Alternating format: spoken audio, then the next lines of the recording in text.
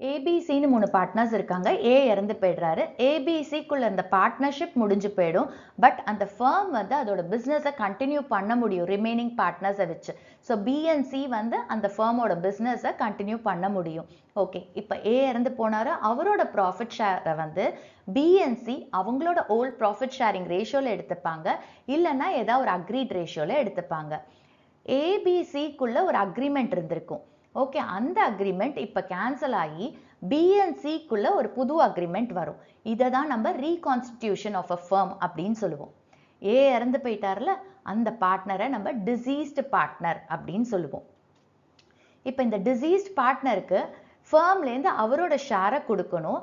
இந்த ஷேரை partnership agreement என்ன ப்ரொவிஷன் சொல்லியிருக்கோ அதுக்கேற்ற மாதிரி தான் அவரோட ஷேரை கொடுக்கணும்.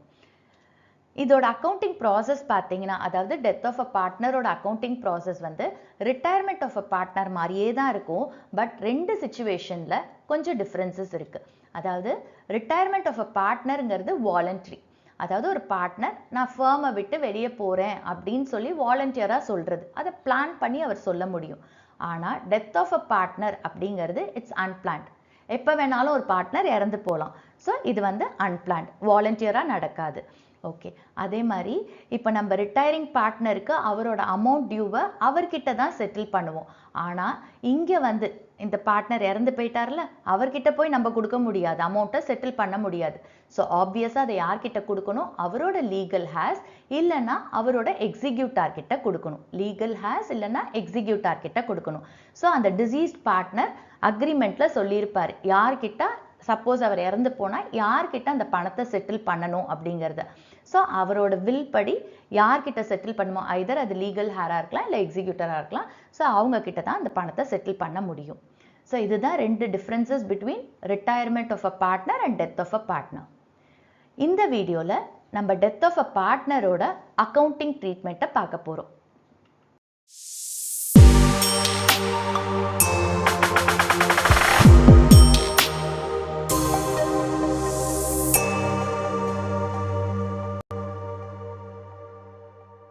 டெத் ஆஃப் அ பார்ட்னரில் என்னெல்லாம் அக்கௌண்டிங் ட்ரீட்மெண்ட் நம்ம பார்க்க போகிறோம் அப்படின்னா, கண்டினியூங் பார்ட்னர்ஸோட new profit sharing ratio gaining ratio calculate பண்ணும்.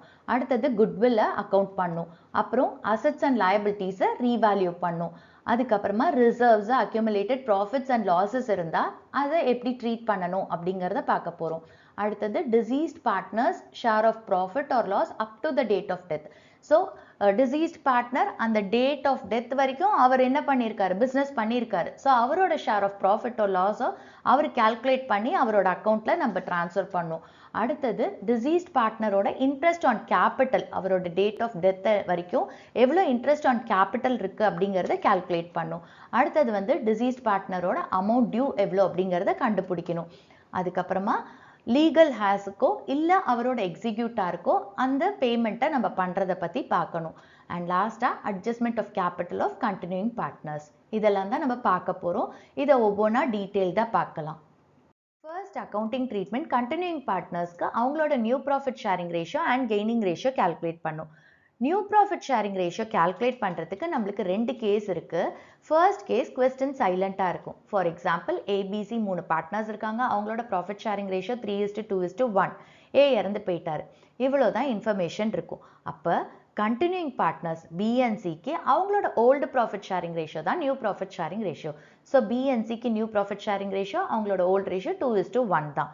ஸோ கொஸ்டின் சைலண்ட்டாக இருந்தால் ரிமைனிங் ஆஃப் கண்டினியூயிங் பார்ட்னர்ஸோட ஓல்டு ப்ராஃபிட் ஷேரிங் ரேஷியோ தான் new profit sharing ratio. Okay, so அப்போ அவங்களோட ப்ராஃபிட் ஷேர் வந்து சேமாக தான் இருக்கும். ஓகே, ஏற்கனவே என்ன இருந்துச்சோ அதே தான். ஓகே, கேஸ் 2 வந்து இப்போ நம்மளுக்கு கொஸ்டினில் எவ்வளோ பார்ட்னர்ஸ் இருந்தாங்க, அவங்களோட ப்ராஃபிட் ஷேர் எவ்வளோன்னு கொடுத்துருப்பாங்க, எந்த பார்ட்னர் இறந்தாங்கன்னு கொடுத்துருப்பாங்க. ஓகே, அதோடு சேர்த்து நம்மளுக்கு இன்னொரு இன்ஃபர்மேஷன் கொடுத்துருப்பாங்க. அந்த டிசீஸ்டு பார்ட்னரோட ப்ராஃபிட் ஷேரை எந்த ரேஷியோவில் இந்த கண்டினியூயிங் பார்ட்னர்ஸ் எடுத்துக்கிறாங்க அப்படிங்கிறத கொடுத்துருப்பாங்க. ஸோ அது கொடுத்துருந்தாங்க அப்படின்னா அந்த கண்டினியூயிங் ஆர் ரிமைனிங் பார்ட்னர்ஸோட ப்ராஃபிட் ஷேர் மாறும். ஓகே, அப்போ நம்ம new profit sharing ratio calculate பண்ணோம். ஸோ நியூ ப்ராஃபிட் ஷேர் எப்படி கால்குலேட் பண்ணுவோம் அப்படின்னா, அவங்களோட old profit share plus deceased partner கிட்டேருந்து எவ்வளோ ப்ராஃபிட் ஷேர் எடுத்துட்டு இருக்காங்களோ அதையும் ஆட் பண்ணணும். Okay, so existing profit share plus profit share taken of deceased partner, இது ரெண்டுத்தையும் ஆட் பண்ணால் அவங்களோட நியூ ப்ராஃபிட் ஷேர் கிடைக்கும். ஓகே, ஸோ இப்போ நியூ ப்ராஃபிட் ஷேரிங் ரேஷியோவில் 2 கேஸ் பார்த்துட்டோம். அடுத்தது கெய்னிங் ரேஷியோ. கெய்னிங் ரேஷியோட formula new profit share minus old profit share. New profit share minus old profit share. சில டைம் கொஸ்டினில் நியூ ப்ராஃபிட் ஷேரையும் கொடுத்துருவாங்க. ஸோ அப்போ கொடுத்துட்டாங்கன்னா நம்ம டேரெக்டாக கெய்னிங் ரேஷியோ போட்டுடலாம். சப்போஸ் நம்மளுக்கு கொடுக்காம இந்த 2 கேஸில் ஏதாவது ஒரு கேஸ் கொடுத்துருந்தா அப்போ நம்ம நியூ ப்ராஃபிட் ஷேர் கண்டுபிடிச்சிட்டு அதுக்கப்புறமா கெய்னிங் ரேஷியோவை கால்குலேட் பண்ணும். ஸோ இதுதான் first accounting treatment. Next accounting treatment குட்வில்க்கு. டிசீஸ்டு பார்ட்னருக்கு அவரோட ஷேர் ஆஃப் குட்வில் கொடுக்கணும். ஏன்னா அவர் பார்ட்னராக இருக்கும்போது ஃபர்ம்க்கு அவர் குட்வில் ஏர்ன் பண்ணி கொடுத்துருக்காரு. ஓகே, அவர் என்னைக்கு இறந்து போறாரோ அந்த டேட்ல ஃபர்மோட குட்வில்ல வேல்யூ பண்ணும். இது எப்படி வேல்யூ பண்ணுவாங்கன்னா பார்ட்னர்ஷிப் டீட்ல என்ன ப்ரொவிஷன்ஸ் கொடுத்திருக்கோ அதுக்கேற்ற மாதிரி தான் அந்த குட்வில் ஆஃப் த ஃபர்மை வேல்யூ பண்ணுவாங்க. ஓகே, ஸோ இப்போ அந்த குட்வில் ஆஃப் த ஃபர்ம் கண்டுபிடிச்சதுக்கு அப்புறம் டிசீஸ்டு பார்ட்னரோட ஷேர் ஆஃப் குட்வில் கண்டுபிடிச்சு அதை வந்து கெய்னிங் பார்ட்னர் அவங்களோட கெய்னிங் ரேஷியோல டிசீஸ்டு பார்ட்னருக்கு காம்பன்சேட் பண்ணுவாங்க. ஓகே, ஸோ இந்த குட்வில்ல நம்மளுக்கு 2 சிச்சுவேஷன் இருக்கு. ஒன்னு வந்து பேலன்ஸ் ஷீட்ல ஏற்கனவே குட்வில் கொடுத்திருந்தா எப்படி அதை அக்கௌண்டிங் ட்ரீட்மெண்ட் பண்ணுவோம் அப்படிங்கறத பார்ப்போம். இன்னொன்னு வந்து அடிஷனல் இன்ஃபர்மேஷன்ல நம்மளுக்கு குட்வில் ஆஃப் த ஃபர்ம், அதாவது அந்த டிசீஸ்டு பார்ட்னர் இறந்து போற அன்னைக்கு நம்மளுக்கு அடிஷனல் இன்ஃபர்மேஷன்ல குட்வில் ஆஃப் த ஃபர்ம் கொடுத்திருப்பாங்க. இதை எப்படி ட்ரீட் பண்ணணுங்கிறத பார்க்கலாம். ஃபர்ஸ்ட் வந்து பேலன்ஸ் ஷீட்ல அசட் சைட்ல குட்வில் ஏற்கனவே கொடுத்திருந்தா நம்ம என்ட்ரி என்ன எழுதுவோம்? All partners capital account debit to goodwill account. All partners capital account debit பண்ணி goodwill account credit பண்றோம். So all partners capital account debit to goodwill account. இதை வந்து old profit sharing ratioல distribute பண்ணுவோம் எல்லா பார்ட்னர்ஸ்க்குமே. Okay, goodwill of the firm கொடுத்திருந்தாங்க additional இன்ஃபர்மேஷன்ல அப்படின்னா ஃபர்ஸ்ட் நம்ம என்ன கால்குலேட் பண்ணணும்? டிசீஸ்டு பார்ட்னரோட ஷேர் ஆஃப் குட்வில்ல கால்குலேட் பண்ணணும். டிசீஸ்டு பார்ட்னரோட ஷேர் ஆஃப் குட்வில் இது எப்படி கால்குலேட் பண்ணுவோம்னா goodwill of the firm into profit share of deceased partner. So goodwill of the firm நம்மளுக்கு அடிஷனல் இன்ஃபர்மேஷன்ல கொடுத்திருப்பாங்க, அது into deceased partners profit share multiply பண்ணா நம்மளுக்கு ஒரு வேல்யூ வரும். அதுதான் deceased partner share of goodwill. இந்த டிசீஸ்ட் பார்ட்னர் ஷேர் ஆஃப் குட்வில்ல வந்து கெய்னிங் பார்ட்னர் காம்பன்சேட் பண்ணும். அப்போ ஸ்டெப் 2 என்ன கண்டுபிடிக்க போறோம்? யார் கெயின் பண்றாங்க அப்படிங்கறத கண்டுபிடிக்கணும். ஸோ கண்டினியூங் பார்ட்னர்ஸோட கெய்னிங் ரேஷியோவை கால்குலேட் பண்ணும். அதுக்கப்புறம் நம்ம ஜேர்னல் போடுறோம். ஸோ ஜேர்னல்ல gaining partners capital account debit to deceased partners capital account.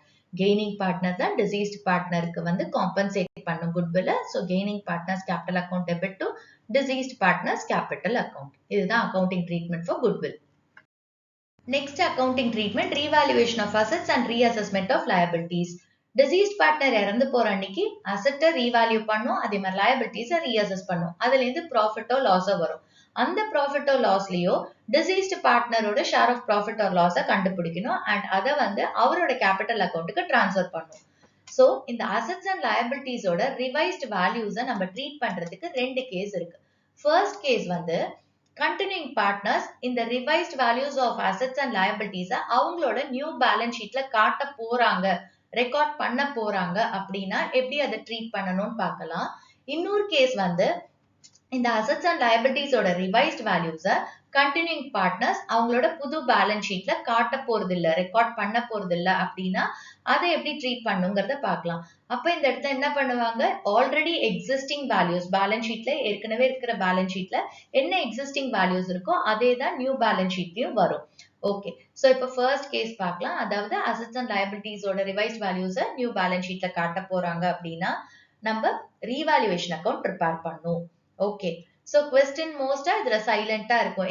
வெறும் நம்மளுக்கு அசெட்ஸ் அண்ட் லயபிலிட்டிஸோட ரிவைஸ்ட் வேல்யூஸ் எல்லாம் கொடுத்திருப்பாங்க, அவ்வளவுதான். அப்ப நம்ம ரீவாலுவேஷன் அக்கௌண்ட்டை ப்ரிப்பேர் பண்ணி நம்ம போடணும். ஓகே, சப்போஸ் இவங்க வந்து இதை காட்ட போறது இல்ல, இந்த அசெட்ஸ் அண்ட் லயபிலிட்டிஸோட ரிவைஸ்ட் வேல்யூஸை நியூ பேலன்ஸ் ஷீட்ல ரெக்கார்ட் பண்ண போறது இல்ல அப்படின்னா நம்மளுக்கு இந்த அசெட்ஸ் அண்ட் லயபிலிட்டிஸோட ரிவைஸ்ட் வேல்யூஸ்ல இருந்து ஏதோ ஒரு ப்ராஃபிட்டோ லாஸோ வரும். அந்த ப்ராஃபிட்டோ லாஸ்லயோ டிசீஸ்ட் பார்ட்னருக்கும் அவரோட share of profits or loss இருக்கு. அப்ப அந்த ப்ராஃபிட் ஆர் லாஸ வந்து யார் காம்பன்சேட் பண்ணுவாங்கன்னா கெய்னிங் பார்ட்னர் காம்பன்சேட் பண்ணுவாங்க. சோ இந்த மாதிரி கேஸ்ல அதாவது ரிவைஸ்ட் வேல்யூஸை வந்து ரெக்கார்ட் பண்ண போறது இல்லைன்னா நம்ம ரீவாலுவேஷன் அக்கௌண்ட் ப்ரிப்பேர் பண்ண மாட்டோம். அதுக்கு பதிலா கெய்னிங் பார்ட்னர் என்ன செய்வாங்க? அந்த ப்ராஃபிட்டோ லாஸையோ டிசீஸ்ட் பார்ட்னரோட ஷேரை காம்பன்சேட் பண்ணுவாங்க. ஓகே, இதுக்கு சில ஸ்டெப்ஸ் இருக்கு. ஃபர்ஸ்ட் ஸ்டெப்ல நம்ம வந்து நெட் எஃபெக்டை கால்குலேட் பண்ணும். ஓகே, செகண்ட் ஸ்டெப்ல வந்து கெய்னிங் ரேஷியோவை கால்குலேட் பண்ணும். தேர்ட் ஸ்டெப்ல இந்த நெட் எஃபெக்ட் கால்குலேட் பண்ணோம்ல, அதுல டிசீஸ்டு பார்ட்னரோட ஷேரை கால்குலேட் பண்ணும். அவரோட ப்ராஃபிட் ஷேரிங் ரேஷியோ வச்சு இந்த அவரோட ப்ராஃபிட்டோ லாஸையோ நம்ம கால்குலேட் பண்ணும். ஓகே, அதுக்கப்புறம் தான் நம்ம ஜேர்னல் போடணும். ஸோ ஜேர்னல் வந்து இப்போ ப்ராஃபிட் இருந்துச்சு அப்படின்னா gaining partners capital account debit to deceased partners capital account, gaining partners capital account debit to deceased partners capital account. Suppose நம்மளுக்கு லாஸ் இருந்துச்சு அப்படின்னா deceased partners capital account debit to gaining partners capital account, deceased partners capital account debit to gaining partners capital account. Continuing partners அவங்களோட புது balance ஷீட்ல assets and லயபிலிட்டிஸோட revised வேல்யூஸை record பண்ண போறாங்க அப்படின்னா நம்ம ரீவேல்யூவேஷன் அக்கௌண்ட் ப்ரிப்பேர் பண்ணோம் அப்படிங்கறத பார்த்தோம். இப்ப ரீவேல்யூவேஷன் அக்கௌண்டோட ஃபார்மேட் பார்க்கலாம். ரீவேல்யூவேஷன் அக்கௌண்ட் அப்படிங்கிறது ஒரு நாமினல் அக்கௌண்ட். நாமினல் அக்கௌண்டோட ரூல் வந்து debit all expenses and losses, credit all incomes and gains.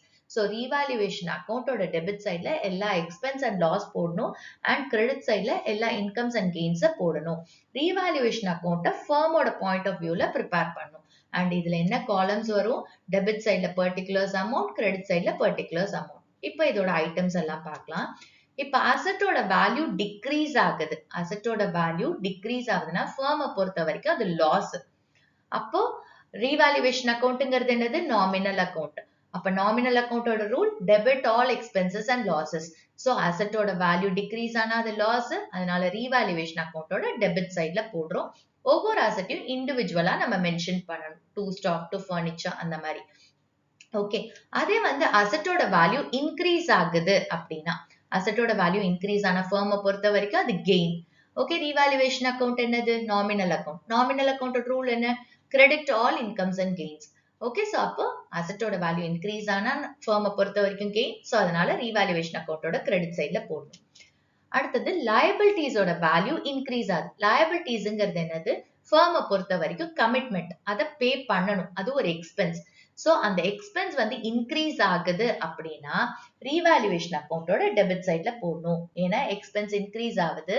And revaluation அக்கௌண்டோட rule என்னது? Nominal account, that is debit all expenses and losses. அப்ப எக்ஸ்பென்சஸ் எந்த side போடணும்? Debit சைட்ல போடணும். ஸோ லயபிலிட்டிஸோட வேல்யூ இன்க்ரீஸ் ஆனா debit side, again லயபிலிட்டிஸையும் இண்டிவிஜுவலா நம்ம mention பண்ணணும். Okay, அதே வந்து லயபிலிட்டிஸோட வேல்யூ டிக்ரீஸ் ஆகுது. அப்ப என்ன அர்த்தம்? ஃபர்மை பொறுத்த வரைக்கும் கமிட்மெண்ட் குறையுது, அப்போ பேமெண்ட் பண்றது கம்மியா தான் பண்ணும். ஸோ அப்ப எக்ஸ்பென்ஸ் குறையுது. ஸோ எக்ஸ்பென்ஸ் குறையுதுன்னா அவங்களை பொறுத்த வரைக்கும் அது ஒரு கெயின். ஓகே, ஸோ அதனால ரீவேல்யூவேஷன் அக்கௌண்டோட கிரெடிட் சைட்ல போடுறோம். அடுத்தது, இப்ப பேலன்ஸ் ஷீட்ல சில லயபிலிட்டிஸ பத்தி கொடுக்கல, ஏதாவது ஒரு லயபிலிட்டியை பத்தி கொடுக்கல, பட் அடிஷனல் இன்ஃபர்மேஷன்ல ஒரு புது லயபிலிட்டியா கொடுத்திருக்காங்க. அது பேலன்ஸ் ஷீட்ல ஏற்கனவே இல்ல அப்படின்னா அது அன்ரெக்கார்டட் லயபிலிட்டி அப்படின்னு சொல்லுவோம். அன்ரெக்கார்டட் லயபிலிட்டிங்கிறது ஃபர்மை பொறுத்த வரைக்கும் எக்ஸ்ட்ரா எக்ஸ்பென்ஸ். ஓகே, இது வந்து புதுசா கிரியேட் ஆன லயபிலிட்டி, இது வரைக்கும் அதை ரெக்கார்ட் பண்ணல, ஸோ அதை ரெக்கார்ட் பண்ணும். லயபிலிட்டிங்கிறது ஃபர்மை பொறுத்த வரைக்கும் ஒரு கமிட்மெண்ட். ஸோ அப்போ அவங்களுக்கு எக்ஸ்பென்ஸ் ஜாஸ்தி ஆகுது. ஸோ அப்பனா எக்ஸ்பென்சஸ் எந்த சைட் போடுவோம்? டெபிட் சைட்ல. எக்ஸ்பென்ஸ் ஜாஸ்தி ஆகும் போது எகைன் டெபிட் சைட்ல போடுறோம். டு அன்ரெக்கார்டட் லயபிலிட்டிஸ் அப்படின்னு சொல்லி ரீவேல்யூவேஷன் அக்கௌண்டோட டெபிட் சைட்ல போடுறோம். ஓகே, இப்ப பேலன்ஸ் ஷீட்ல சில அசெட் எல்லாம் கொடுக்கல, பட் அடிஷனல் இன்ஃபர்மேஷன்ல புதுசா அசெட் பேர் கொடுத்திருக்காங்க. ஆனா பேலன்ஸ் ஷீட்ல அது இல்ல அப்படின்னா அதான் அன்ரெக்கார்டட் அசெட் அப்படின்னு சொல்லுவோம். ஓகே, அப்ப பேலன்ஸ் ஷீட்ல இல்ல, அடிஷனல் இன்ஃபர்மேஷன்ல புதுசா ஒரு அசெட் வருது. அப்ப அந்த அசெட் வந்து ஃபர்மை பொறுத்த வரைக்கும் ஒரு கெயின். சோ அது ரீவேல்யூவேஷன் அக்கௌண்டோட கிரெடிட் சைட்ல பை அன்ரெக்கார்டட் அசெட்ஸ் அப்படின்னு போடுறோம். ஓகே, அடுத்தது என்ன பண்றோம்? ரெண்டு சைட் டோட்டலும் போடுறோம். சப்போஸ் நம்மளுக்கு வந்து கிரெடிட் சைட் டோட்டல் ஜாஸ்தி ஆகி டெபிட் சைட் டோட்டல் கம்மியா இருந்தா நம்மளோட பேலன்சிங் ஃபிகர் டெபிட் சைட்ல வரும். இத வந்து நம்ம டு கெயின் ஆன் ரீவேல்யூவேஷன் அப்படின்னு சொல்லுவோம். இது என்னன்னு சொல்லுவோம்? Gain on revaluation. அப்ப இந்த ரீவேல்யூவேஷன்ல இருந்து வர கெயின எல்லா பார்ட்னர்ஸ்க்கும் அவங்களோட கேபிட்டல் ஆர் கரண்ட் அக்கௌண்ட்டுக்கு டிரான்ஸ்ஃபர் பண்ணுவோம். ஓகே, அவங்களோட ஓல்டு ப்ராஃபிட் ஷேரிங் ரேஷியோல இந்த ரீவேல்யூவேஷனோட கெயினை எல்லா பார்ட்னர்ஸ்க்கும் அவங்களோட கேபிட்டல் ஒரு கரண்ட் அக்கௌண்ட்டுக்கு டிரான்ஸ்ஃபர் பண்ணுவோம். சப்போஸ் நம்மளுக்கு டெபிட் சைட் டோட்டல் ஜாஸ்தியா இருக்கு, கிரெடிட் சைட் டோட்டல் கம்மியா இருந்தா கிரெடிட் சைட்ல நம்மளுக்கு பேலன்சிங் ஃபிகர் வரும். இத வந்து லாஸ்ன்னு சொல்லுவோம். By loss on revaluation. அப்ப இந்த ரீவேல்யூவேஷனோட லாஸை வந்து எல்லா பார்ட்னர்ஸ்க்கும் அவங்களோட ஓல்டு ப்ராஃபிட் ஷேரிங் ரேஷியோல கொடுக்கணும். ஓகே, சோ அத வந்து இந்த லாஸ் ஆன் ரீவேல்யூவேஷனை பார்ட்னர்ஸ் எல்லா பார்ட்னர்ஸோட கேபிட்டல் ஒரு கரண்ட் அக்கௌண்ட்டுக்கு டிரான்ஸ்ஃபர் பண்ணுவோம். இதுதான் ரீவாலுவேஷன் அக்கௌண்டோட format. Continuing partners revised values of assets and liabilities new balance ஷீட்ல ரெக்கார்ட் பண்ணல அப்படின்னா நம்ம சில ஸ்டெப்ஸை பார்த்தோம் இல்லையா, அந்த ஸ்டெப்பை இப்ப டீடைல்டா பார்க்கலாம். ஸோ ஃபர்ஸ்ட் ஸ்டெப் என்னது, நெட் எஃபெக்ட் ஆன் ரீவாலுவேஷனை கால்குலேட் பண்ணும். இது எப்படி கால்குலேட் பண்ணுவோம் அப்படின்னா, அசெட்டோட வேல்யூ இன்க்ரீஸ் ஆச்சுன்னா அதை ஃபர்ஸ்ட் போட்டுக்கோங்க, அண்ட் இதோட லயபிலிட்டிஸோட வேல்யூ டிக்ரீஸ் ஆகுதுன்னா ஆட் பண்ணிக்கோங்க. ஸோ அசெட்டோட வேல்யூ இன்க்ரீஸ் ஆகுது, லயபிலிட்டிஸோட வேல்யூ டிக்ரீஸ் ஆகுது, இது ரெண்டுத்தையும் ஆட் பண்ணிக்கோங்க. ஓகே, அடுத்தது அசெட்டோட வேல்யூ டிக்ரீஸ் ஆகுதுன்னா மைனஸ் பண்ணிக்கோங்க. அசெட்டோட வேல்யூ டிக்ரீஸ் ஆனா மைனஸ் பண்ணிக்கோங்க, அண்ட் லயபிலிட்டிஸோட வேல்யூ இன்க்ரீஸ் ஆனாலும் மைனஸ் பண்ணிக்கோங்க. ஓகே, ஸோ இதெல்லாம் அட்ஜஸ்ட் பண்ணா நம்மளுக்கு கிடைக்கிறதா நெட் எஃபெக்ட் ஆன் ரீவாலுவேஷன். இன்னும் இந்த ஸ்டேட்மெண்ட்டை சிம்பிளா சொல்லணும் அப்படின்னா, நம்மளோட ரீவாலுவேஷன் அக்கௌண்டோட கிரெடிட் சைட்ல என்ன வரும், அசெட்டோட வேல்யூ இன்க்ரீஸ் ஆனா நம்ம கிரெடிட் சைட்ல போடுவோம், அதே மாதிரி லயபிலிட்டிஸோட வேல்யூ டிக்ரீஸ் ஆனா கிரெடிட் சைட்ல போடுவோம். ஸோ ரீவாலுவேஷன் அக்கௌண்டோட கிரெடிட் சைட் ஐட்டம்ஸை ஆட் பண்ணிக்கோங்க. ஓகே, ரீவாலுவேஷன் அக்கௌண்டோட டெபிட் சைட்ல என்ன போடுவோம், அசெட்டோட வேல்யூ டிக்ரீஸ் ஆனா போடுவோம், லயபிலிட்டிஸோட வேல்யூ இன்க்ரீஸ் ஆனா போடுவோம். ஸோ அப்ப ரீவாலுவேஷன் அக்கௌண்டோட டெபிட் சைட் ஐட்டம்ஸை மைனஸ் பண்ணிக்கோங்க. So credit side items add பண்றோம், டெபிட் சைட் ஐட்டம்ஸை மைனஸ் பண்றோம், நம்மளுக்கு கிடைக்கிறதா net effect on revaluation. Okay, so இப்போ செகண்ட் ஸ்டெப் என்ன கால்குலேட் பண்ணும், கண்டினியூயிங் பார்ட்னர்ஸோட கெய்னிங் ஷேரை கால்குலேட் பண்ணும். நெக்ஸ்ட் ஸ்டெப் 3 வந்து டிசீஸ்ட் பார்ட்னரோட ப்ரப்போர்ஷனேட் அமௌண்ட்டை கால்குலேட் பண்ணும், அதே மாதிரி கெய்னிங் பார்ட்னரோட ப்ரப்போர்ஷனேட் அமௌண்ட்டை கால்குலேட் பண்ணும் இந்த நெட் எஃபெக்ட் ஆன் ரீவாலுவேஷன்ல இருந்து. ஸோ இதை எப்படி கால்குலேட் பண்ணுவோம், ஃபார் கெய்னிங் பார்ட்னர் இந்த நெட் எஃபெக்ட் ஆன் ரீவாலுவேஷன் ஒரு அமௌண்ட் வருது இல்ல, அது இன்டூ கெய்ன்டு ப்ராஃபிட் ஷேர், அவரோட கெய்னிங் ரேஷியோ எவ்வளவோ அதால மல்டிப்ளை பண்ணும். ஓகே, டிசீஸ்ட் பார்ட்னருக்கு நெட் எஃபெக்ட் ஆன் ரீவாலுவேஷன் இருக்குல்ல, அது இன்டூ அவரோட profit share, deceased partners profit share multiply பண்ணா ஒரு வேல்யூ வரும். ஓகே, அதுதான் ப்ரப்போர்ஷனேட் அமௌண்ட். இப்போ இதுக்கு ஜேர்னல் எப்படி எழுதுவோம், ப்ராஃபிட்டா இருந்துச்சுன்னா gaining partners capital account debit to deceased partners capital account, லாஸா இருந்தா deceased partners capital account debit to gaining partners capital account. அடுத்த accounting treatment reserves accumulated profits and லாசஸ்க்கு. இப்போ இந்த ரிசர்வ்ஸ் அக்யூமுலேட்டட் ப்ராஃபிட்ஸ் அண்ட் லாசஸை ட்ரீட் பண்றதுக்கு ரெண்டு case இருக்கு. ஃபர்ஸ்ட் கேஸ் வந்து இந்த ரிசர்வ்ஸ் அக்யூமுலேட்டட் ப்ராஃபிட்ஸ் அண்ட் லாசஸை ரைட் ஆஃப் பண்றாங்க அப்படின்னா எப்படி இதை ட்ரீட் பண்ணணுங்கிறத பார்க்கலாம். அண்ட் செகண்ட் கேஸ் வந்து இந்த ரிசர்வ்ஸ் அக்யூமுலேட்டட் ப்ராஃபிட்ஸ் அண்ட் லாசஸை ரைட் ஆஃப் பண்ணாம புது பேலன்ஸ் ஷீட்ல இதே ரிசர்வ்ஸ் அக்யூமுலேட்டட் ப்ராஃபிட்ஸ் அண்ட் லாசஸோட அமௌண்ட்டை கண்டினியூயிங் பார்ட்னர்ஸ் காட்ட போறாங்க அப்படின்னா அதை எப்படி ட்ரீட் பண்ணணுங்கிறத பார்க்கலாம்.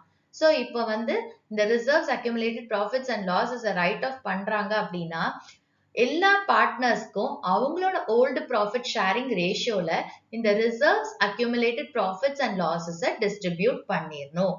ஸோ ரைட் ஆஃப் பண்றாங்க அப்படின்னா ரிசர்வ்ஸ் அக்யூமுலேட்டட் ப்ராஃபிட்ஸ் அண்ட் லாசஸை எல்லா பார்ட்னர்ஸ்க்கும் அவங்களோட ஓல்டு ப்ராஃபிட் ஷேரிங் ரேஷியோல டிஸ்ட்ரிபியூட் பண்ணணும். ஓகே, அடுத்த கேஸ் என்னது, சப்போஸ் வந்து கண்டினியூயிங் பார்ட்னர்ஸ் புது பேலன்ஸ் ஷீட்ல இதே ரிசர்வ்ஸ் அக்யூமுலேட்டட் ப்ராஃபிட்ஸ் அண்ட் லாசஸை காட்ட போறாங்க, ஸோ அதனால இதை ரைட் ஆஃப் பண்ணல அப்படின்னா நம்ம இதுக்கு சில ஸ்டெப்ஸ்ல கால்குலேட் பண்ணும். ஏன்னா இந்த ரிசர்வ்ஸ் அக்யூமுலேட்டட் ப்ராஃபிட்ஸ் அண்ட் லாசஸ்ங்கிறது எதுல இருந்து வருது, ப்ராஃபிட்ல இருந்து வருது. ஸோ ப்ராஃபிட்ல இருந்து கிரியேட் பண்றது தான் ரிசர்வ்ஸ். ஓகே, அக்யூமுலேட்டட் ப்ராஃபிட்ஸ்ங்கிறது என்னது, இது வரைக்கும் ப்ராஃபிட்ஸ் அவங்க எடுத்துக்கல, அது அக்யூமுலேட் ஆயிட்டே வருது. ஸோ அதுதான் accumulated profits.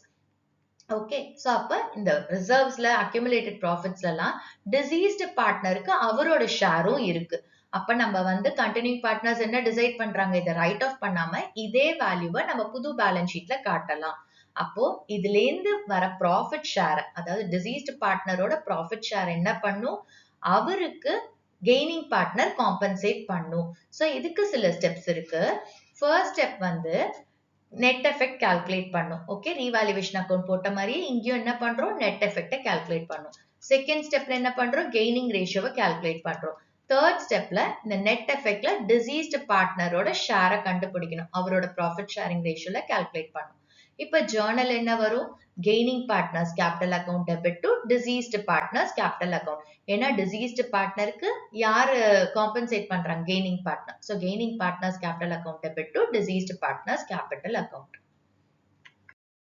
Reserves accumulated profits and losses write off பண்ண போறாங்க அப்படின்னா எல்லா பார்ட்னர்ஸுக்குமே அவங்களோட ஓல்டு ப்ராஃபிட் ஷேரிங் ரேஷியோல இந்த reserves accumulated profits and losses distribute பண்ணணும். இப்ப இங்க பாருங்க ஒரு ஸ்பெசிமென் பேலன்ஸ் ஷீட் இருக்கு. லயபிலிட்டிஸ்ல general reserve, profit and loss account இருக்கு, ஒர்க்மென்ஸ் காம்பன்சேஷன் ரிசர்வ் இருக்கு, இன்வெஸ்ட்மெண்ட் ஃபிளக்சுவேஷன் ரிசர்வ் இருக்கு. ஓகே, சோ இந்த ரிசர்வ்ஸ் எதுல இருந்து கிரியேட் பண்றாங்க? அவுட் ஆஃப் ப்ராஃபிட்ஸ் கிரியேட் பண்றாங்க. ப்ராஃபிட் அண்ட் லாஸ் லயபிலிட்டி சைட்ல கொடுத்திருந்தா அது ப்ராஃபிட். ஓகே, இப்போ இந்த ரிசர்வ்ஸ் ப்ராஃபிட்ஸ் எல்லாத்தையும் என்ன பண்றாங்க? ரைட் ஆஃப் பண்ண போறாங்க. ரைட் ஆஃப் பண்ண போறாங்கன்னா அப்ப இந்த ரிசர்வ்ஸ் ப்ராஃபிட்ஸ் எல்லாத்தையுமே வந்து எல்லா பார்ட்னர்ஸ்க்கும் அவங்களோட ஓல்டு ப்ராஃபிட் ஷேரிங் ரேஷியோல டிஸ்ட்ரிபியூட் பண்ணும். ஸோ இதை எப்படி டிரான்ஸ்ஃபர் பண்ணும்? ஜேர்னல் என்ட்ரி பார்க்கலாம். General reserve account debit, profit and loss account debit, workmen's compensation reserve account debit, investment fluctuation reserve account debit to all partners capital or current account. So என்ன method of capital maintain பண்றாங்க, whether it is fixed capital method or fluctuating capital method, அதுக்கு ஏத்த மாதிரி இந்த capital or current account வரும். Okay, so இப்போ என்ன பண்றோம்? general reserve, profit and loss account debit, workmen's compensation reserve account debit, investment fluctuation reserve account debit to all partners capital or current account அப்படின்னு சொல்லி நம்ம ஜேர்னல் என்ட்ரியை எழுதுறோம். Okay, so அப்போ இங்க சிம்பிளா ஞாபகம் வச்சுக்கோங்க, லயபிலிட்டி சைட்ல வர இந்த ரிசர்வ்ஸ் ப்ராஃபிட் அண்ட் லாஸ் டெபிட்ல போடுறோம், all partners capital or current அக்கௌண்ட்டை கிரெடிட்ல போடுறோம். அண்ட் இதை வந்து அவங்களோட ஓல்டு ப்ராஃபிட் ஷேரிங் ரேஷியோல டிஸ்ட்ரிபியூட் பண்ணணும். ஓகே, அடுத்து அசட் சைட்ல பாருங்க, ப்ராஃபிட் அண்ட் லாஸ் இருக்கு, டெஃபர்ட் ரெவன்யூ எக்ஸ்பெண்டிச்சர் இருக்கு. ப்ராஃபிட் அண்ட் லாஸ் அசட் சைட்ல இருந்தா இது லாஸ், அண்ட் டெஃபர்ட் ரெவன்யூ எக்ஸ்பெண்டிச்சரை நம்மளுக்கு அட்வர்டைஸ்மெண்ட் சஸ்பென்ஸ் அப்படின்னும் கொடுக்கலாம். சோ இதை எப்படி டிரான்ஸ்ஃபர் பண்ணும்? இப்ப ரைட் ஆஃப் பண்றாங்கன்னா இதை எப்படி டிரான்ஸ்ஃபர் பண்ணுங்கிறத பார்க்கலாம். All partners capital or current account debit to profit and loss account to deferred revenue expenditure. Okay, so இதை எப்படி அசட் சைட்ல profit and loss deferred revenue expenditure இருந்தா எப்படி டிரான்ஸ்ஃபர் பண்ணும்? All partners capital or current அக்கௌண்ட்டை வந்து debit பண்ணுங்க to profit and loss account to deferred revenue expenditure. Okay, so profit and loss and deferred revenue expenditure credit பண்றோம். Okay, so இப்போ வந்து reserves accumulated profits and losses write off பண்றாங்க அப்படின்னா நம்ம என்ன பண்ணும்? இந்த reserves accumulated profits and losses பார்ட்னர்ஸ்க்கு அவங்களோட old profit sharing ratioல distribute பண்ணணும். Next accounting treatment, deceased partner share of profits up to the date of death.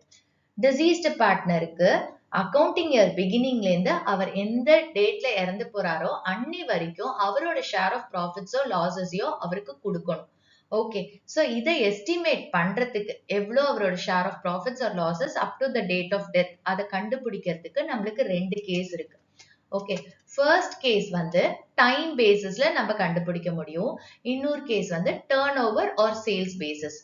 Okay, so ரெண்டு கேஸ்ல நம்ம deceased partnerோட share of profits up to the date of death calculate பண்ண முடியும். First case time basis. Suppose நம்மளுக்கு question வந்து time basis கொடுத்திருந்தா அப்ப time basis வச்சு நம்ம இந்த share of profits கண்டுபிடிக்கலாம். Suppose questionல வந்து sales basis or turnover basisல கொடுத்திருந்தாங்க அப்படின்னா அப்ப இந்த இதை வச்சு நம்ம share of profits கண்டுபிடிக்க முடியும். So இப்ப time basis அப்படின்னா நம்மளுக்கு வந்து previous year profitோ இல்ல average profitோ base பண்ணி நம்ம calculate பண்ணுவோம். டைம் பேசிஸ்ன்னு சொல்லும்போது ப்ரீவியஸ் இயரோட ப்ராஃபிட் இல்லைன்னா ஆவரேஜ் ப்ராஃபிட்ஸ் வச்சு நம்ம ஷேர் ஆஃப் ப்ராஃபிட்டை கால்குலேட் பண்ணுவோம். ஓகே, ஸோ அப்போ deceased partner share of profits up to the date of death is equal to average profits or previous year profits. எது சொல்றாங்களோ அதை எடுத்துக்கணும். ஆவரேஜ் ப்ராஃபிட் சொன்னா ஆவரேஜ் ப்ராஃபிட், இல்ல ப்ரீவியஸ் இயர் ப்ராஃபிட் சொன்னா previous year profits into profit share of deceased partner. So deceased பார்ட்னரோட profit share into number of months or days divided by months இருந்தா 12, days இருந்தா 365. ஓகே, சோ இந்த time period ஏன் போடுறோம்? ஏன்னா வந்துட்டு அவர் எந்த டேட் வரைக்கும், அதாவது அக்கவுண்டிங் பீரியட் அப்படிங்கிறது 1st April to 31st March. அப்ப அவர் 31st March தாண்டி என்னைக்காவது இறந்து போயிருந்தா அப்ப அந்த 31st Marchல இருந்து அந்த நம்பர் ஆஃப் டேஸ் ஆர் மந்த்ஸையும் நம்ம சேர்த்து தான் கால்குலேட் பண்ணும் ஷேர் ஆஃப் ப்ராஃபிட்ஸ்க்கு. ஓகே, சோ அதனால டைம் பேசிஸா இருக்கும்போது ஃபார்முலா என்னது? Average profits of previous year profit into profit share of deceased partner into number of months divided by 12 or number of days divided by 365. So இதுல time period monthsல சொல்லியிருந்தா number of months, அதாவது March 31st அவர் எந்த மந்த்ல இறந்து போனாரோ அவ்வளவு months நம்ம calculate பண்ணி divided by 12. Suppose டேஸ்ல சொல்றாங்க அப்படின்னா நம்பர் ஆஃப் டேஸ் போட்டு டிவைடட் பை 365. ஓகே, சோ இது டைம் பேசிஸ். நெக்ஸ்ட் கேஸ் வந்து turnover or sales basis. Sales basis வச்சு கால்குலேட் பண்ணும்போது ஃபர்ஸ்ட் ஸ்டெப் வந்து ப்ராஃபிட் பர்சன்டேஜை கால்குலேட் பண்ணும். ப்ராஃபிட் பர்சன்டேஜ் எப்படி கால்குலேட் பண்ணுவோம்? Previous year profit divided by previous year sales into 100. Okay, previous year profit divided by previous year sales into 100. So இங்க profit percentage calculate பண்றோம்ல, profit இருக்கா, ப்ராஃபிட்டை நியூமரேட்டர்ல போடுங்க. நம்மளுக்கு ப்ராஃபிட் எதுல இருந்து வரும்? சேல்ஸ்ல இருந்து வரும். அப்ப சேல்ஸ் டினாமினேட்டர்ல போடுங்க. பர்சன்டேஜ்னு சொல்றதுனால into 100. previous year profits divided by previous year sales into 100. இது step 1. நம்மளுக்கு profit percentage கிடைக்கும். Step 2 என்ன பண்ண போறோம்? Deceased partner share of profits up to the date of death calculate பண்ணும். So அதுக்கு வந்து sales till the date of death கொடுத்திருப்பாங்க questionல. Sales till the date of death கொடுத்திருப்பாங்க. Sales till the date of death into profit percentage. Step 1ல calculate பண்றோம்ல, into profit percentage into deceased partner share of profits. Okay, so இந்த இடத்துல பாத்தீங்கன்னா நம்ம வந்து number of months or number of days போட மாட்டோம். ஏன்னா இங்க நம்ம எடுத்துக்கிறதே sales till the date of death எடுத்துக்கிட்டோம். ஓகே, அதனால நம்ம நம்பர் ஆஃப் மந்த்ஸோ நம்பர் ஆஃப் டேஸோ போட மாட்டோம். Okay, so sales till the date of death into profit percentage into deceased partner share of profits. இது வந்து previous year sales. ஓகே, இது வந்து sales till the date of death. இது தனியா கொடுத்திருப்பாங்க. So அது into profit percentage into deceased partner share of profits. Okay, so deceased partner share of profits up to the date of death calculate பண்ண நம்மளுக்கு ரெண்டு case இருக்கு. So questionல வந்து time basis சொல்லியிருந்தா time basis அப்படிங்கிறது previous year profits இல்ல average profits base பண்ணி நம்ம calculate பண்ணுவோம். So formula வந்து average profits or previous year profits into profit percentage, profit share of deceased partner into number of months divided by 12 or number of days divided by 365. Okay, case 2 வந்து turnover or sales basis இருந்துச்சு அப்படின்னா first நம்ம profit percentage calculate பண்ணும். இதுக்கு formula previous year profits divided by previous year sales into 100. Step 2 என்ன பண்ண போறோம்? Deceased partner ஓட share of profits up to the date of death calculate பண்றோம். So sales till the date of death into profit percentage into deceased partner share of profits. Deceased partner ஓட profit share determine பண்றதுக்கு நம்ம time basis use பண்றோம், இல்லன்னா வந்துட்டு turnover basis use பண்றோம். இப்ப இத வந்து அக்கவுண்டிங் ட்ரீட்மெண்ட்ல கொண்டு வரணும். சோ அப்ப அதுக்கு ஜர்னல் எப்படி போடணும் அப்படிங்கறத பார்க்கலாம். So share of profit or loss of the deceased partner வந்து case 1, case 2 ரெண்டு விஷயம் இருக்கு. First caseல வந்து அதாவது continuing or remaining partnerோட profit sharing ratio change ஆகல. அவங்களோட old ratio தான் new ratioவும் அப்படின்னா நம்ம எப்படி இத அக்கவுண்டிங் ட்ரீட்மெண்ட் குள்ள கொண்டு வரணும்னு பார்க்கலாம். இன்னொன்னு வந்து profit sharing ratio வந்து continuing or remaining partnersக்கு change ஆகுது. அப்பனா new profit sharing ratio வேற ஏதோ ஒண்ணு இருக்கு. old profit sharing ratio இல்ல அப்படின்னா அதை எப்படி நம்ம ட்ரீட் பண்ணுங்கிறத பார்க்கலாம். சோ இப்போ வந்து profit sharing ratio வந்து remaining partnersக்கு சேஞ்ச் ஆகல, அவங்களோட old ratio தான் new ratio அப்படின்னா நம்மளுக்கு ப்ராஃபிட்டா இருந்துச்சு அப்படின்னா என்ட்ரி வந்து profit and loss suspense account debit to deceased partners capital account. Profit and loss suspense account debit to deceased partners capital account. அது எதுக்கு? ப்ராஃபிட்டா இருந்துச்சுன்னா. இங்க வந்து நம்ம சஸ்பென்ஸ் அக்கவுண்ட் யூஸ் பண்றோம். ஏன் சஸ்பென்ஸ் அக்கவுண்ட் யூஸ் பண்றோம்னா எப்பவுமே அக்கவுண்டிங் இயர் எப்ப முடியும்? 31st March. அப்பதான் புக்ஸ் ஆஃப் அக்கவுண்ட்ஸை க்ளோஸ் பண்ணுவாங்க. பட் ஒரு பார்ட்னர் இறந்து போகும்போது எந்த டைம் வேணாலும் இறந்து போக முடியும் அந்த அக்கவுண்டிங் இயர்ல. சோ அந்த டேட்ல வந்து டிசீஸ்ட் பார்ட்னரோட ஷேர் ஆஃப் ப்ராஃபிட்ஸ் ஆர் லாசஸை கால்குலேட் பண்ணிட்டு அதை வந்து நம்ம அக்கவுண்டிங் ட்ரீட்மெண்ட் குள்ள கொண்டு வரும்போது சஸ்பென்ஸ் அக்கவுண்ட்னு போடுறோம். ஏன்னா இது மிட் ஆஃப் த இயர் எப்ப வேணாலும் நடக்கும். ஓகே, இயர்க்குள்ள எப்ப வேணாலும் நடக்கலாம் அந்த அக்கவுண்டிங் பீரியட்குள்ள. ஓகே, சோ அதனால profit and loss suspense account போடுறோம். சோ ப்ராஃபிட் ஆயிருந்துச்சுன்னா profit and loss suspense account debit to deceased partners capital account. Loss ஆயிருந்துச்சுன்னா deceased partners capital account debit to profit and loss suspense account. Okay, deceased partners capital account debit to profit and loss suspense account. Okay, இந்த journals எப்போ use பண்ணுவோம்? நம்ம remaining partner or continuing பார்ட்னர்ஸோட profit sharing ratio மாறல அப்படின்னா, அதாவது அவங்களோட old profit sharing ratio தான் நியூ ப்ராஃபிட் ஷேரிங் ரேஷியோ அப்படின்னா நம்ம இந்த ஜர்னல் போடுவோம். ஸோ ப்ராஃபிட்டா இருந்தா profit and loss suspense account debit to deceased partners capital account, and for loss deceased partners capital account debit to profit and loss suspense account. Okay, அடுத்து case 2 என்ன பார்த்தோம்? அதாவது ரிமைனிங் ஆர் கண்டினியூங் பார்ட்னர்ஸோட new profit sharing ratio வேற ஏதோ இருக்கு, old ratio கிடையாது. So அப்போ ப்ராஃபிட் ஷேரிங் ரேஷியோ மாறுதுன்னா நம்ம கெய்னிங் ரேஷியோ கால்குலேட் பண்ணுவோம். ஏன்னா நியூ ப்ராஃபிட் ஷேரிங் ரேஷியோ இருக்கு, அதுக்கப்புறம் வந்து அவங்களுக்கு ஓல்டு ரேஷியோ இருக்கு. ஸோ அப்போ கெய்னிங் ரேஷியோ எவ்வளோங்கிறத கால்குலேட் பண்ணுவோம். ஸோ அப்போ இந்த இடத்துல gaining partners capital account debit to deceased partners capital account profit ஆயிருந்தா போடுவோம். ஸோ ப்ராஃபிட் ஆயிருக்கும் போது gaining partners capital account debit to deceased partners capital account. ஏன்னா இதை compensate பண்ண போறது gaining partner. இந்த profit யார் compensate பண்ண போறாங்க? gaining partner. So gaining partners capital account debit to deceased partners capital account. Loss இருந்துச்சுன்னா deceased partners capital account debit to gaining partners capital account. அடுத்தது deceased partnerோட interest on capital up to the date of death calculate பண்ணும். Okay, interest on capital யூஷுவலாவே year எண்ட்ல தான் calculate பண்ணுவாங்க. So அதை வந்து அப்புறம் புக்ஸ் ஆஃப் அக்கௌண்ட்ஸை க்ளோஸ் பண்ணுவாங்க. பட் இப்போ ஒரு partner in between the year இறந்துட்டாரு அப்படின்னா அவரோட அக்கௌண்ட்டை செட்டில் பண்ணும். அப்ப அவர் என்னைக்கு இறந்தாரோ அந்த டேட் வரைக்கும் இன்ட்ரெஸ்ட் ஆன் கேபிட்டல் எவ்வளோ இருக்கோ அதை அவருக்கு பே பண்ணணும். அவரோட இன்ட்ரெஸ்ட் ஆன் கேபிட்டலை அவருக்கு செட்டில் பண்ணணும்.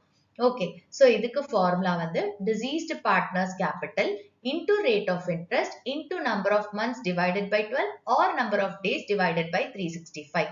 ஏங்க number of months எடுத்துக்கிறோம், ஏங்க time period எடுக்கிறோம்னா இங்க date of death வரைக்கும் நம்ம calculate பண்றோம். So அதனால time period எடுத்துக்கிறோம். Okay, so deceased partners capital into rate of interest into number of months divided by 12. months கொடுத்திருந்தா, suppose days கொடுத்திருந்தா number of days divided by 365. Okay, அடுத்தது இந்த accounting treatment குள்ள கொண்டு வரணும். ஸோ ஜேர்னல் வந்து profit and loss suspense account debit to deceased partners capital account. Profit and loss suspense account debit to deceased partners capital account. ஏன் இங்க suspense account use பண்றோம்? ஏன்னா நம்ம எப்பவுமே books of accounts 31st March அன்னைக்கு தான் prepare பண்ணுவோம். But இங்க பார்ட்னர் வந்து இன் பிட்வீன் த இயர் இறந்துட்டாரு. ஸோ அவருக்கு வந்து அவரோட அக்கௌண்ட்டை செட்டில் பண்ணும். அப்ப செட்டில் பண்ணும்போது அந்த இன்ட்ரெஸ்ட் ஆன் கேபிட்டலும் பே பண்றோம். ஸோ சஸ்பென்ஸ் அக்கௌண்ட் மூலமா பே பண்றோம். In between the year close பண்றோம்ல இதெல்லாம், அதனால சஸ்பென்ஸ் அக்கௌண்ட் போடுறோம். So profit and loss suspense account debit to deceased partners capital account. Next நம்ம டிசீஸ்ட் பார்ட்னருக்கு எவ்வளோ அமௌண்ட் டியூ அதை கால்குலேட் பண்ணும். ஸோ அதுக்கு வந்து deceased partners capital account open பண்ணும். ஓகே, டிசீஸ்ட் பார்ட்னர்ஸ் கேபிட்டல் அக்கௌண்ட்ல எதெல்லாம் கேபிட்டல் பேலன்ஸை இன்க்ரீஸ் பண்ணுமோ அதை கிரெடிட் சைட்ல போடணும். எதெல்லாம் கேபிட்டல் பேலன்ஸை டிக்ரீஸ் பண்ணுமோ அந்த ஐட்டம்ஸ் எல்லாம் டெபிட் சைட்ல போடணும். ஓகே, ஸோ இந்த இடத்துல நம்ம வந்து டிசீஸ்ட் பார்ட்னர்ஸ் கேபிட்டல் அக்கௌண்ட் போட்டா மட்டும் போதும். காலம்ஸ் ஓபன் பண்ணிக்கலாம். ஃபர்ஸ்ட் என்ன ட்ரான்ஸ்ஃபர் பண்ணுவோம் கேபிட்டல் அக்கௌண்ட்ல? Opening balance. So by balance brought down. Suppose நம்மளுக்கு வந்து கரண்ட் அக்கௌண்ட் பேலன்ஸ் கொடுத்துருக்காங்க அண்ட் அது கிரெடிட் பேலன்ஸா இருந்தா பார்ட்னர்ஸ் கேபிட்டல் அக்கௌண்டோட கிரெடிட் சைட்ல பை கரண்ட் அக்கௌண்ட் போடுவோம். ஸோ டிசீஸ்ட் பார்ட்னர்ஸ் கேபிட்டல் அக்கௌண்ட்ல கிரெடிட் சைட்ல பை கரண்ட் அக்கௌண்ட்.